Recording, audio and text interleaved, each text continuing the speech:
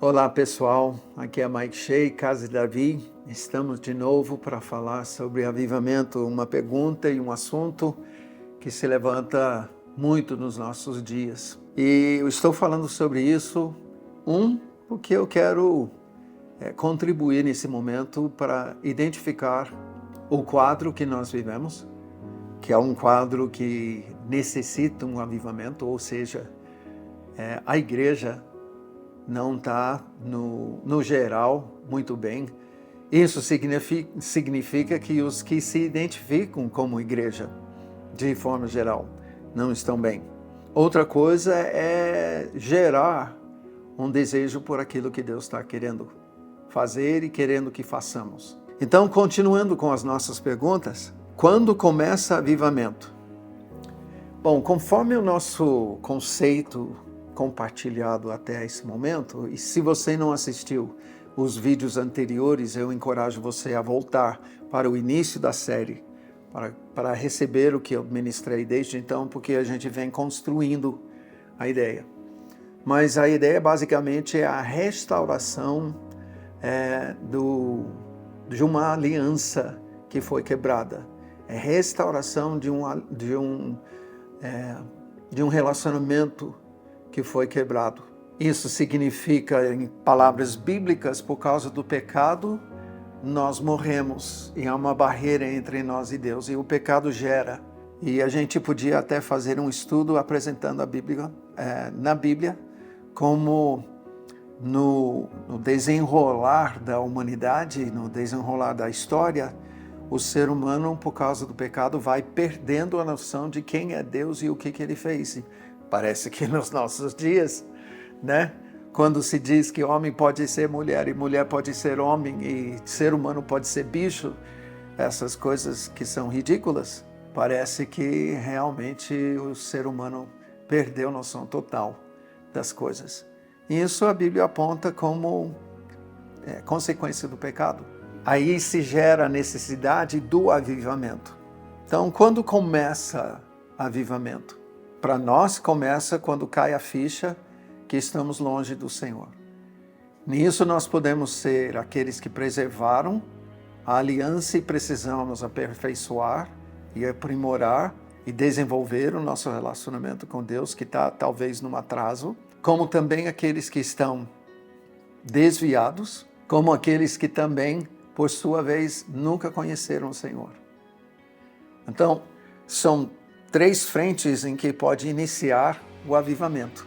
E eu acho muito, muito importante a gente perceber isso. Agora, se a gente começar a falar sobre o início no senso mais puro, o início do avivamento começa no coração de Deus, que nunca deixou de ser Pai e nos ama com um amor incomparável, irrefutável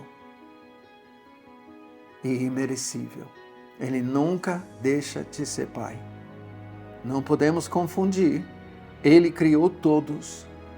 E quando o ser humano faz o mal, não apenas o mal, aquilo que fere o coração de Deus em relação ao nosso próximo, é capaz da gente levar as consequências da parte de Deus, porque Ele odeia a iniquidade. Deus nunca fez vista grossa ao pecado. Ele age com misericórdia, deixando tempo para que o ser humano se arrependa.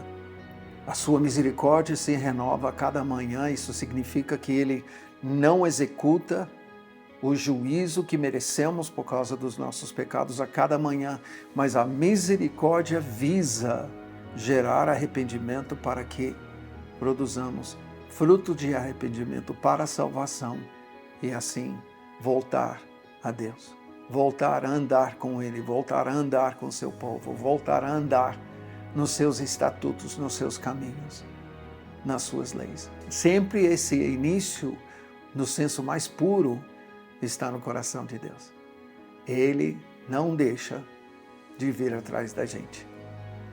E o fato, quando eu falo, Ele nunca fez vista grossa, olhem para a cruz.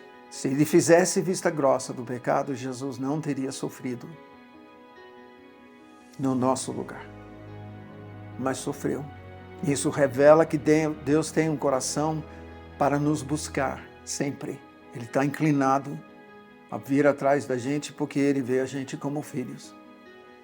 Além disso, para que a gente pudesse voltar a Ele, pediu para o Filho sofrer como sofreu, no nosso lugar, para restaurar a nossa aliança, o nosso relacionamento com Ele. Que tremendo. Próxima pergunta sobre avivamento. Quem o Senhor admira hoje que trata a questão do avivamento? Eu podia falar sobre várias pessoas. Não, eu não vou falar sobre uma pessoa, sabe por quê? Ao citar uma pessoa e não outra pessoa, eu estou deixando vozes, eu estou ressaltando vozes que Deus tem levantado para certos grupos. Essas pessoas precisam ter voz para um grupo a quem eu não estou falando. Eu estou falando sobre esse assunto porque Deus pediu para falar. Ele tem me dado voz sobre esse assunto. Admiro várias pessoas que ministram hoje em vários setores, vamos dizer, da igreja. Mas eu não vou citar uma pessoa aqui, tá? Valeu a pergunta, tá? Eu digo, se tem alguém falando sobre avivamento, vai ouvir. E o Espírito Santo vai testificar com você se essa pessoa está sendo uma voz do Senhor ou não. Essa é uma boa pergunta. O mover no Brasil dos anos 2000 foi o Rio do Leão ou apenas uma preparação? Essa palavra sobre Rio do Leão é uma palavra que Deus me deu em 1996, quando Ele começou a falar sobre o avivamento que Ele estava preparando para o Brasil. O mover que houve naquela época foi precedido por essa palavra 12 vezes mais. Assim como as cataratas do Iguaçu são 12 vezes maiores que as cataratas de Niágara, com que foi comparado e profetizado, tá? O derramar do Senhor, o derramar do Espírito Santo em Toronto, será 12 vezes mais o derramar do Senhor, do Espírito Santo, no Brasil. E sendo que era 12 vezes mais, o que o Senhor me ministrou foi: lança a palavra, profetize sobre a nação, o Rio do Leão, 12 vezes mais. E quando começou a mingar, tá? o derramar, aí você pode colocar uma data entre 2008 e 2012. Quando eu busquei, eu senti que o Senhor falou. Eu tinha falado 12 vezes mais. E porque vai vir 12 vezes mais. Eu mostrei com esse derramar agora, esse avivamento de 2000 a 2010, eu derramei um pouco para mostrar para vocês do que são capazes de fazer com pouco. Imagine agora 12 vezes mais. Agora existe uma razão bíblica. No auge do Espírito Santo, no auge do governo do Espírito Santo, pós-Pentecostes, Ananias e Safira morreram por uma mentirinha.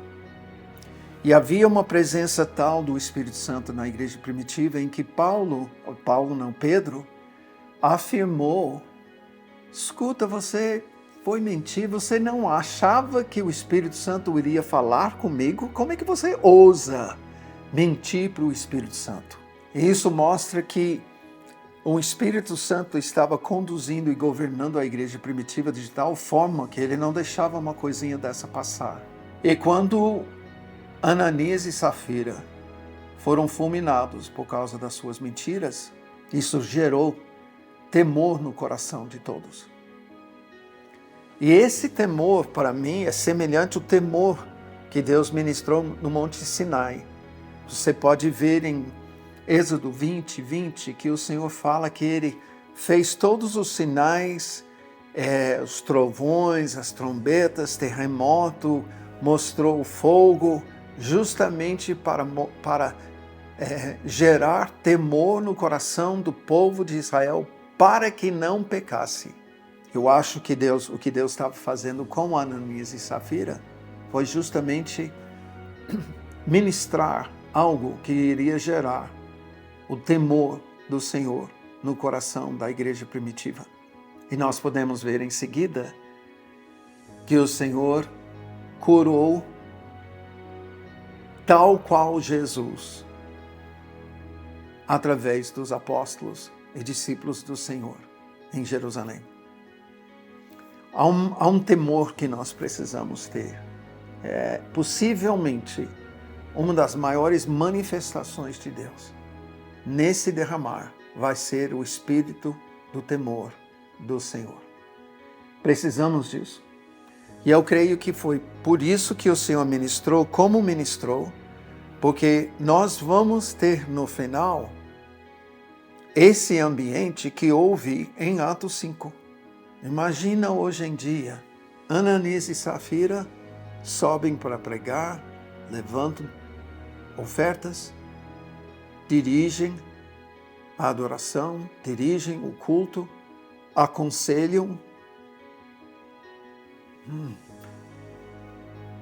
Nós precisamos do espírito do temor do Senhor. Eu creio que ainda está por acontecer o Rio do Leão, por isso estou fazendo essa série. Mas em relação ao mover dos anos 2000, eu creio que foi o Senhor querendo nos mostrar. Não brinca com aquilo que eu vou fazer, não brinca com o poder do Espírito Santo, não brinca com a minha presença. A gente tende a ser uma cultura de brincadeira, um povo brincalhão, um povo que até zomba com coisa séria. Não brinca. Vamos receber o espírito do temor do Senhor e vamos levar as coisas do Senhor nesse espírito, no temor do Senhor. Deus abençoe você e fique ligado que tem mais.